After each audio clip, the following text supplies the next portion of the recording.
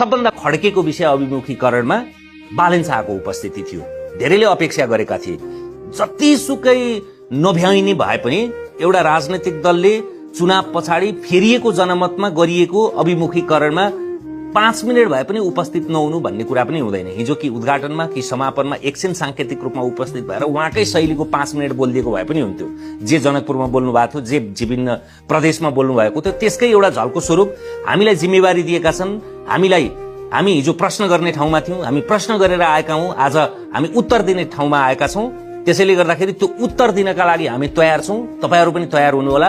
तपाईहरु कोही पनि मन्त्रीको सबै आकांक्षी हुनुहुन्छ, सबै लालायत हुनुहुन्छ, सबै योग्य पनि हुनुहुन्छ, तर यसपटक त्यो टिम हामी छान्छौं। तपाईहरु अरु दलको जस्तो मन्त्रीको लबिङ गर्न नआउनुस्। त्यसका लागि सभापतिजी र म भएर बडा सुन्दर किसिमको एउटा क्याबिनेट निर्माण गर्छौं र जनताको यो आशालाई हामी निराश होइन कि उत्साहमा र जिम्मेवारीमा बदल्छौं मात्रै भन्ने भए पुग्थ्यो। त्यसैले एउटा खड्किएको कुरा अभिमुखीकरणमा बालेन शाहको उपस्थिति।